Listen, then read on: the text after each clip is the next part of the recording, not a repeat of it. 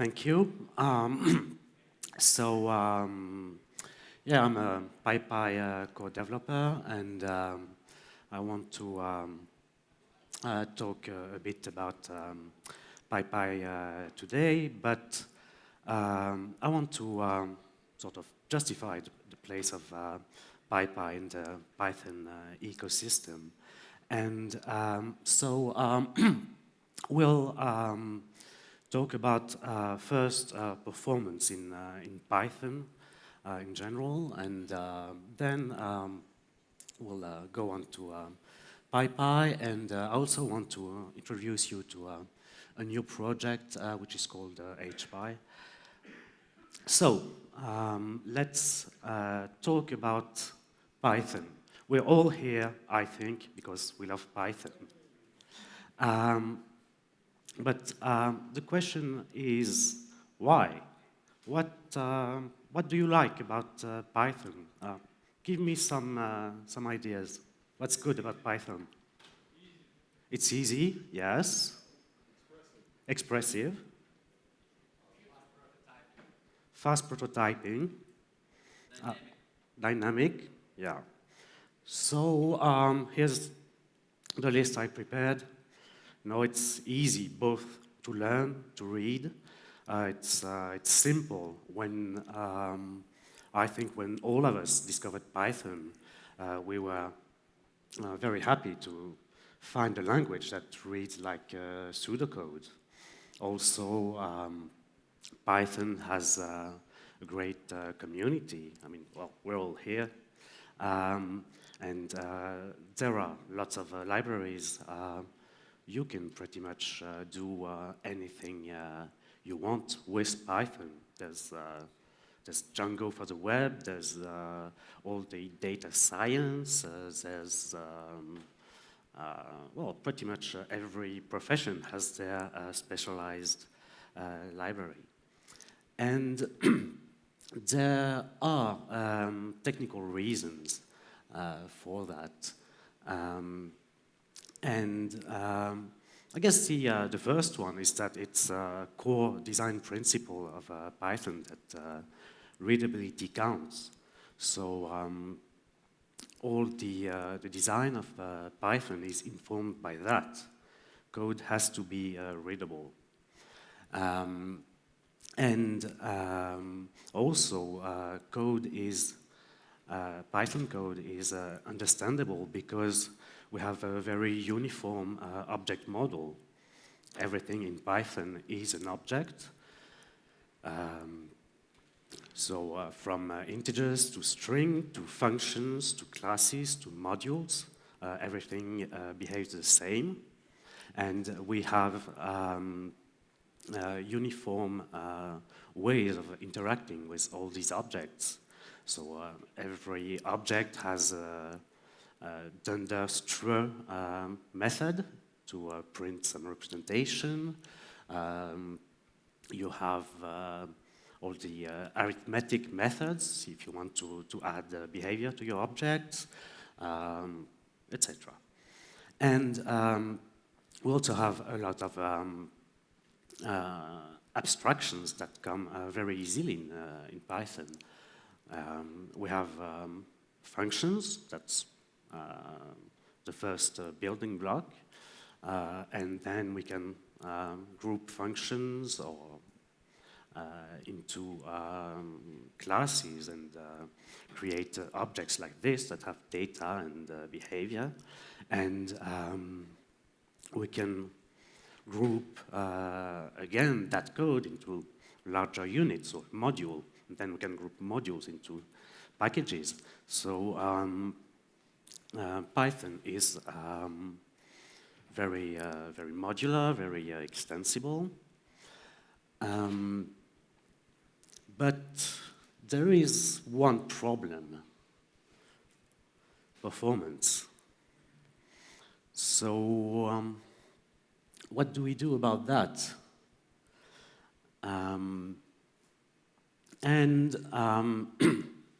Actually, that's something a lot of the community cares about, and that's why we have in particular in the scientific or data community. We have loads of libraries that give access to efficient algorithms from Python. So with pandas, for instance, you can deal with big data, but having it packaged into a Python object, which you can easily interact with. So, with these libraries, well, feels like you're still in Python, and actually, for a lot of people, Python is these libraries. It's NumPy, it's scikit-learn, it's pandas, and these libraries, they don't just bring you performance. They bring domain knowledge. They bring algorithms and ways of dealing with specific problems. So that's good, but what do you do if you are trying to do something that's not built into the library? What do you do if you want to go beyond NumPy, beyond pandas?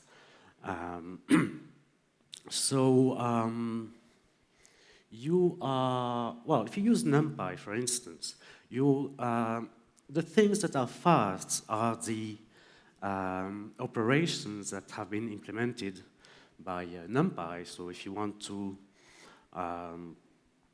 add to arrays,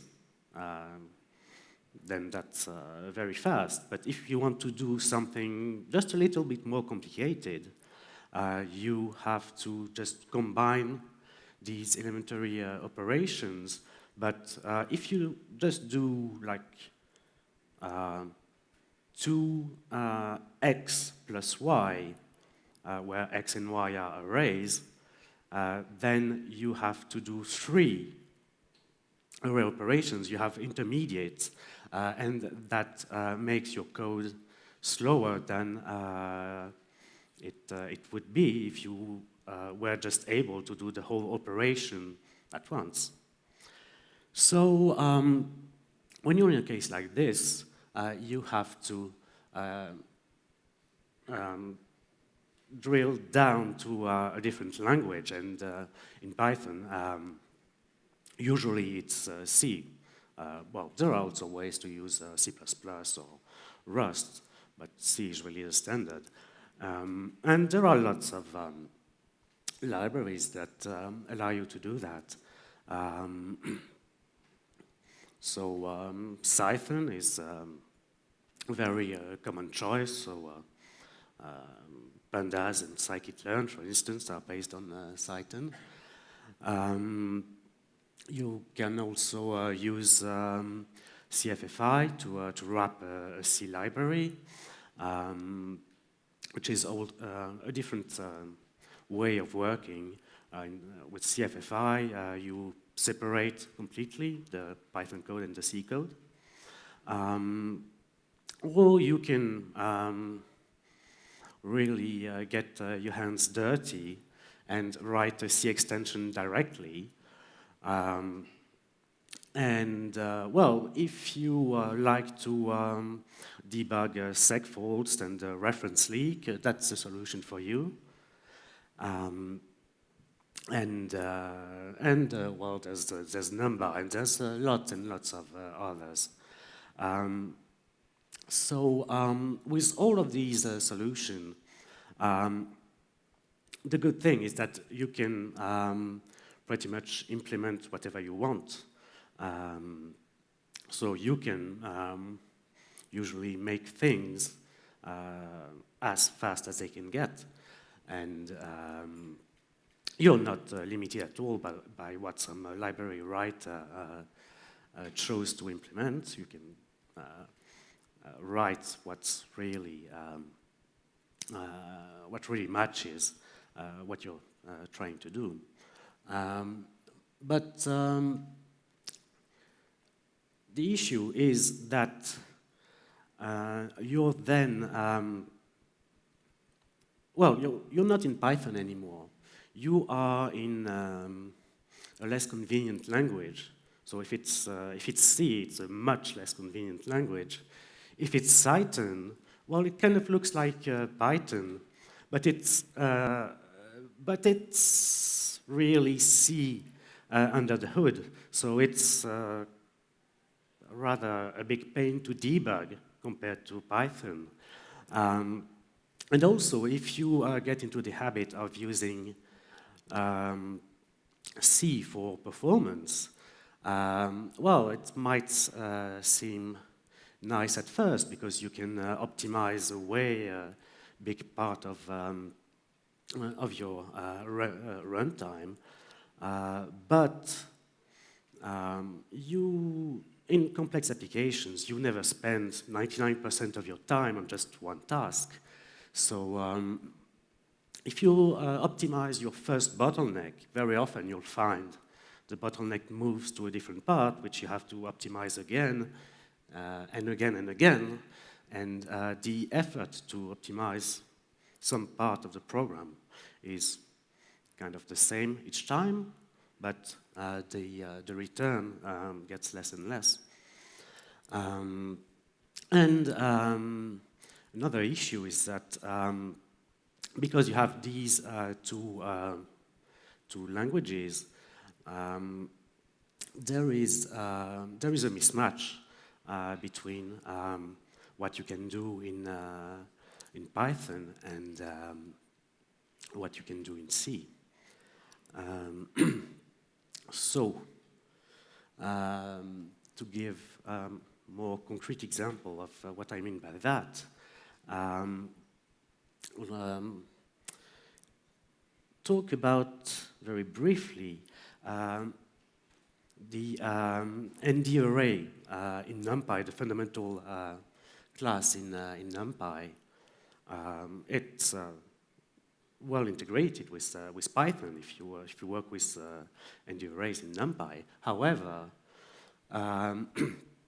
subclassing the ND array class is a very big issue that is, I think, still not really resolved. There have been years of discussion on how to create subclasses of ND arrays, and it's not really resolved yet. And another quick example, in pandas, if you use pandas, you've probably used the read CSV function, which is the most used. It's one that allows pandas to ingest CSV data. However, if you've used it, do you know how many parameters this function has? Anyone wants to guess? 15? 50? Almost. The real answer is 49.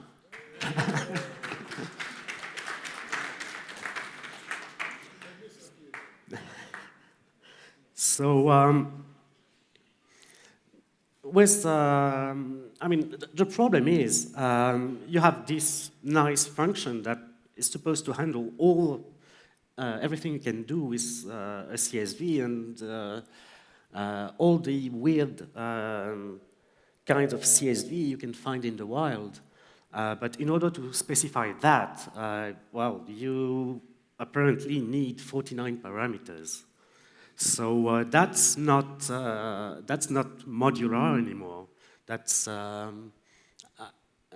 wouldn't say, seeing that when I see that it's Pythonic.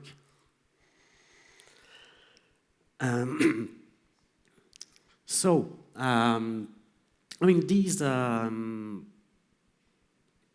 all these libraries, all these extensions built on top of the C API, they are of course very important in Python, and they've made the popularity of Python. But I think we shouldn't lose track of the fact that there's a trade-off there, and that when we go to C, we lose something on the Python side. So, well, what if there was a way to get performance without losing on the qualities of Python? Well, there is. That's where PyPy comes in. PyPy, if you haven't heard of it before, it's a fast and compliant implementation of Python. It means that it runs, it's very compatible with CPython, but it has a just-in-time compiler that allows it to run pure Python code much faster. In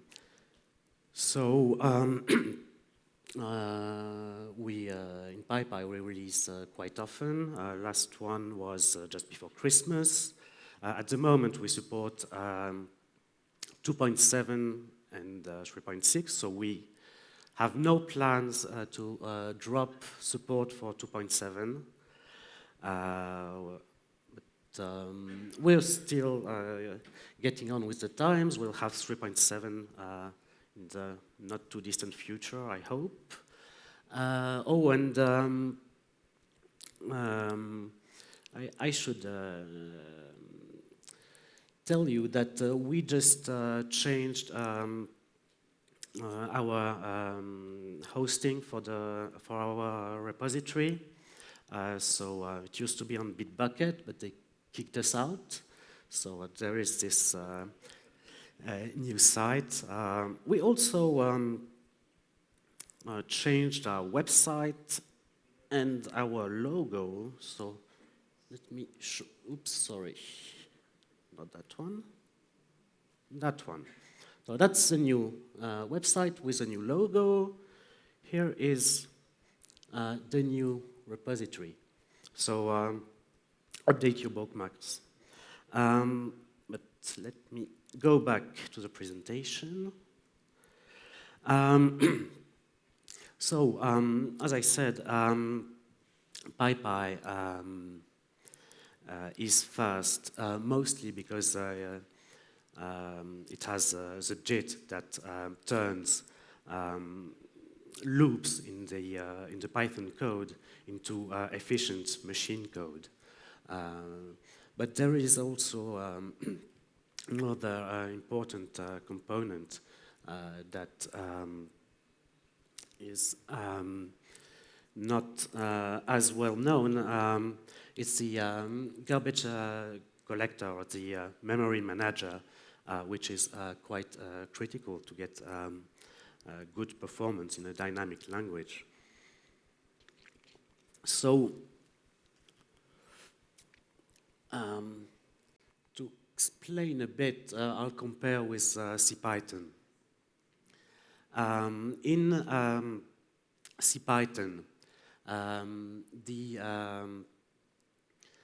memory is managed by having reference counting on each object.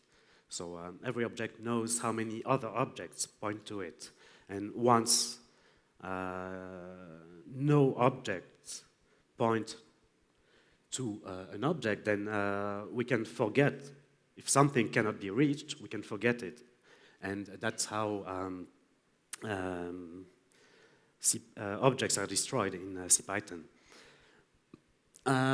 However, this has a number of issues if you want to have a good performance. So, because there is this ref count that needs to be updated every time you do something with an object, well, every time you read an object, you actually have to write something in memory. So you turn reads into writes. That's not very good. Also, because CPython only works with pointers, so direct addresses in memory, objects are allocated once and never move. So you end up with quite a lot of memory fragmentation. Now, CPython does use a lot of tricks to reduce the problem, but, well, it's just a mitigation.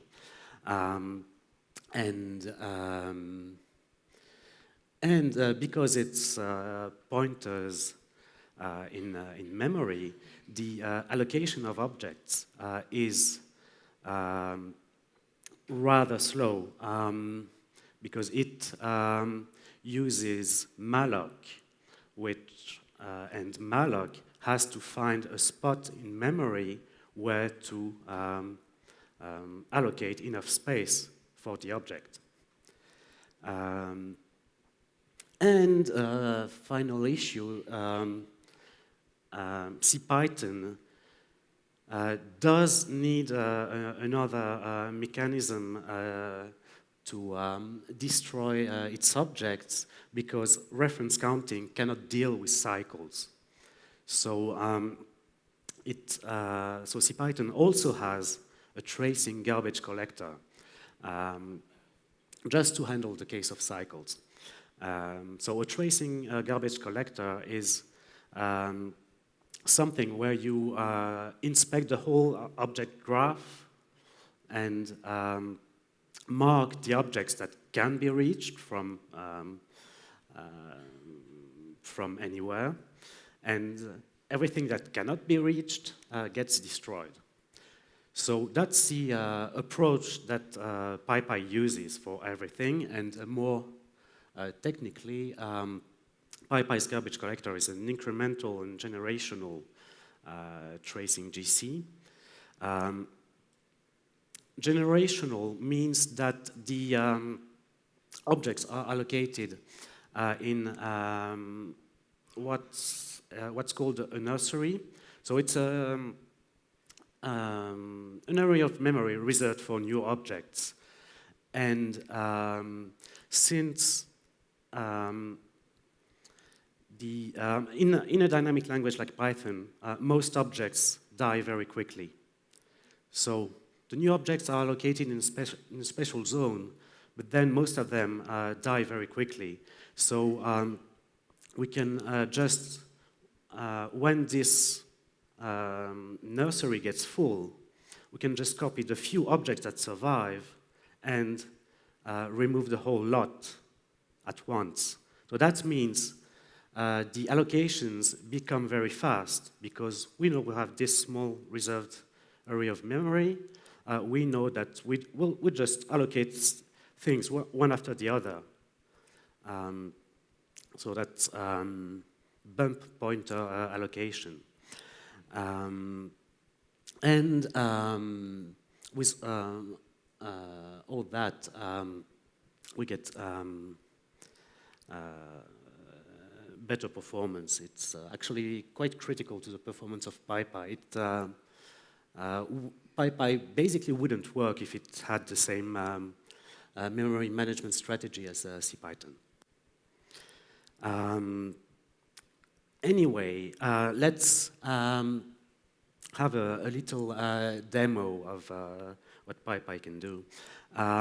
So this is maybe a silly example or a very bare bones one. But imagine you want to create a framework that handles physical quantities, so things that have numerical value and a unit attached, so like 2 meters or 3 seconds.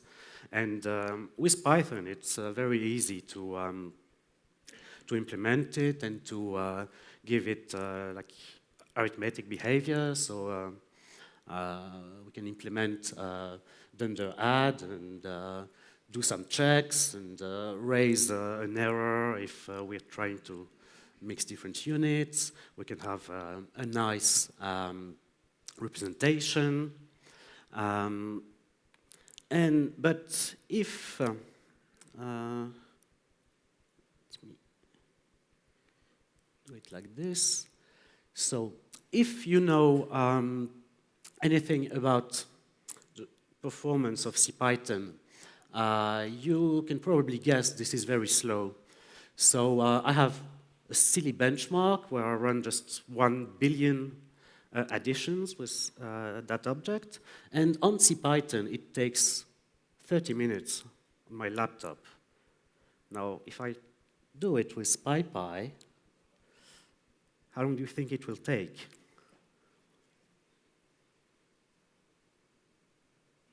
Three seconds.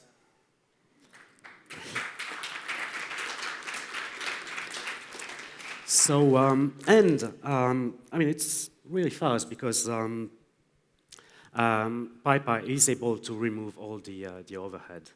But it's still completely Python, and you could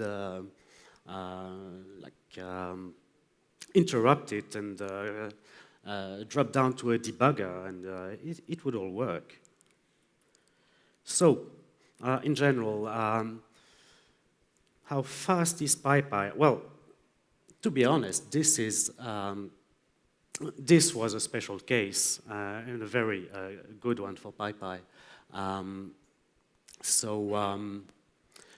Yeah, it can go up to 1,000 times faster than CPython.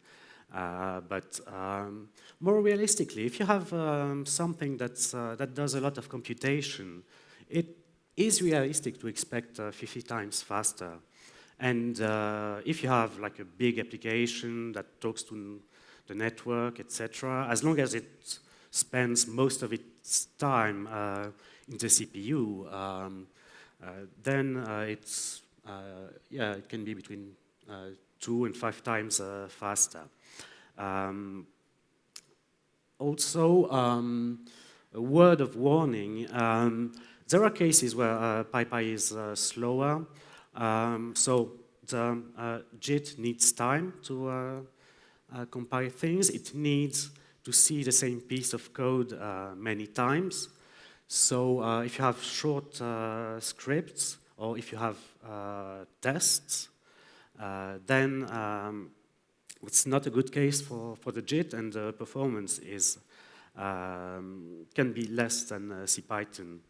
But yeah, don't judge the performance of PyPy on the runtime of your tests. That's really not indicative of what PyPy can do. So, as I said, with PyPy, you can have Pythonic code that is at the same time fast, and thanks to the JIT, all the nice abstractions that Python provide come for free in terms of performance. And also, with CFFI is very well integrated into PyPy, so there is a nice way of interacting with C. Well, so far so good. However, I haven't talked about the C extensions, which we do support. There's something called CPyExt that emulates the C API of CPython.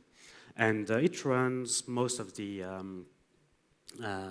standard libraries. It can handle most projects written in Python. You can pip install NumPy, pandas, etc. The binary wheels are not yet on PyPy, but there's a site where you can find some binary wheels for PyPy. But the problem with this emulation is that, well, there's a big mismatch between the internals of PyPy and CPython. As I said earlier, the memory management is completely different. So in CPyExt, we have to emulate the way CPython does things on top of our model. We have to emulate reference count. We have to make sure that when we expose objects to a C extension, it stays in one spot in memory, that it's an actual pointer, not just something that's managed by PyPy's garbage collector. And we also have the issue that the C API of CPython was, well, let's say, has not really been designed for external use. It just happened, and there's quite a lot of craft which causes problems for us. So we came up with a new idea. It's called HPy. The idea is to create a C API for Python. So for the Python language, not something that would be tied to a specific interpreter like CPython, but that would really be usable by all implementations, and in particular that can be used by high-performance implementations, including PyPy. But there are others that are being worked on, like Growl Python, Rust Python. This thing would probably be useful for projects like Numba as well. So the ideas are that there has to be no reference counting in the API. Instead of pointers, we only deal with handles that the interpreter knows how to, so that the interpreter is in charge of finding the actual object.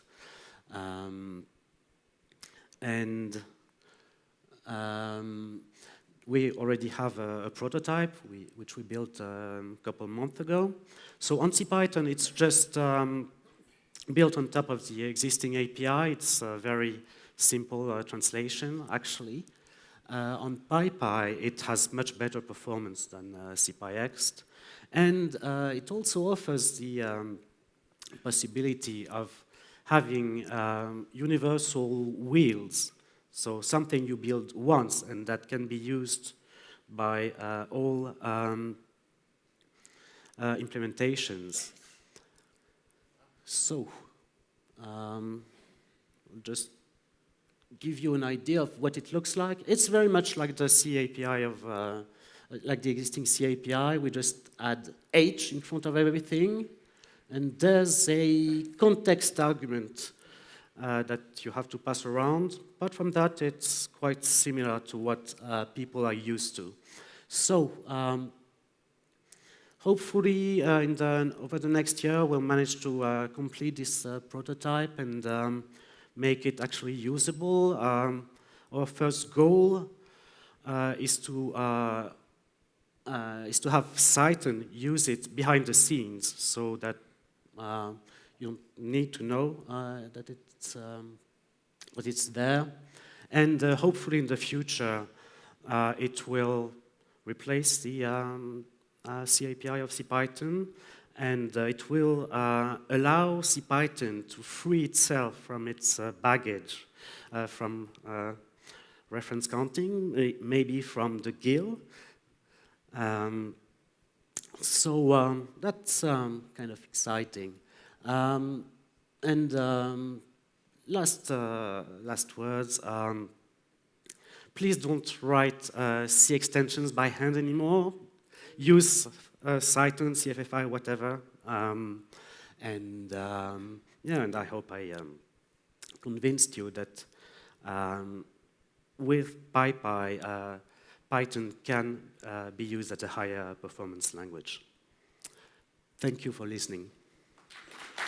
Thank you so much, Ronan, for your talk.